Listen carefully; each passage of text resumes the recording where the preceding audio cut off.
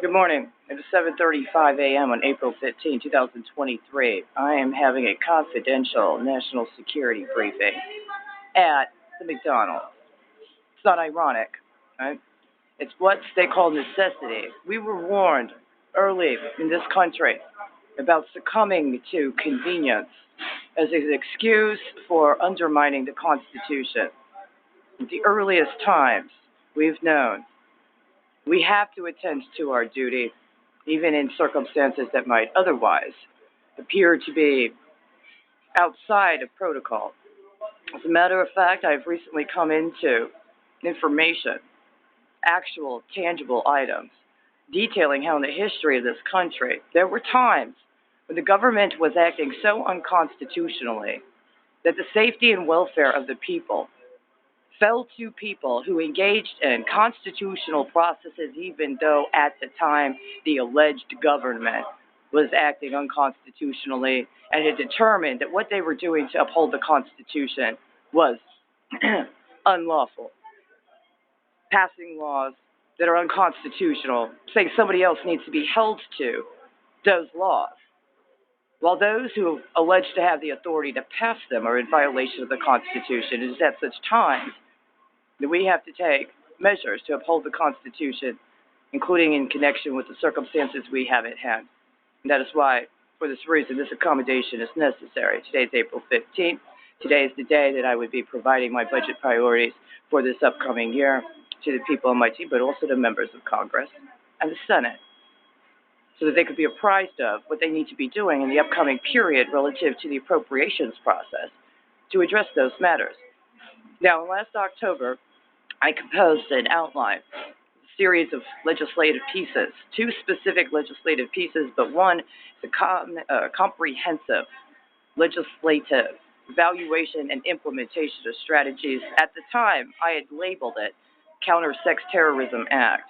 However, in the intervening time frame, I have been amenable to reconsideration of the title, inclusive in consideration of all of the different matters that are pertaining to security, economic security, and other matters pertaining to the welfare and health of the people. At this time, I contend that the process that I outlined is still sufficient, is adequate, and it's actually what I'm going to move forward on. However, in the next couple of days, until the 18th, I will be considering the appropriate manner in which to present it to the people. We don't just want to be reactive.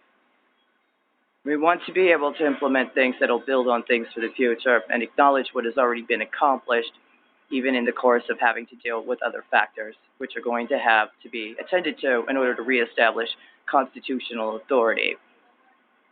And there's another bill that has to do with what should by now have been successful prosecutions of major gas and oil interests in the United States, and the implementation of a period of transition where members of the boards of directors and others that were of material interest in the crimes that have already been proven in connection with those energy interests were to have been transitioned into a temporary conservatorship that would have been maintained by people who had practical experience, not only in the industry, but also in those specific industries, so that this year we can implement a strategy for democratization of our energy resources and our national resources.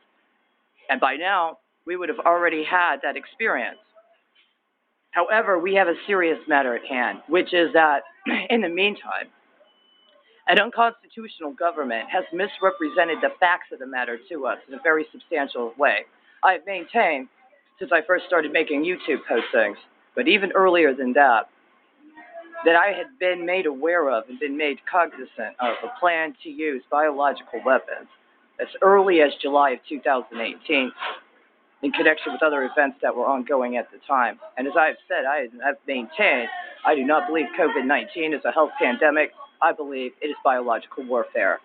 I believe it was intentionally orchestrated biological warfare. The culpability of those involved may or may not have been at different levels at various stages. I also believe that it is in connection with another strategy that is attempting to manipulate the outroll of 5G, and that this is something we've been warned about for several years, even decades.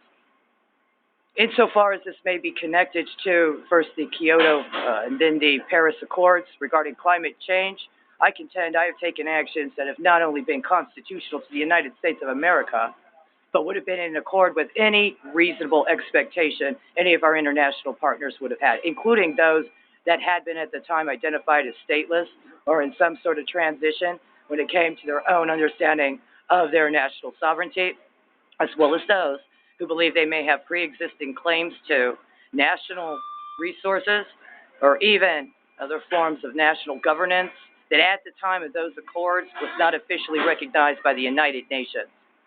As a result, I'm going to start a very brief review. I'm not going to put that on video, but this is a matter of the highest level of concern and importance.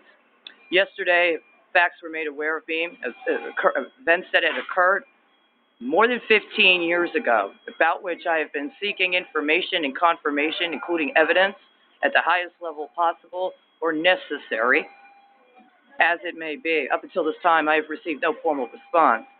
In finding that information, however, I'm confronted with a very significant matter, which is material misrepresentation, mischaracterization of who we are, including insofar as we identify who we are relative to who we're dealing with. I intend to clarify those matters in the upcoming period. At this time, it would not be prudent for me to put this on video. I will make written notes.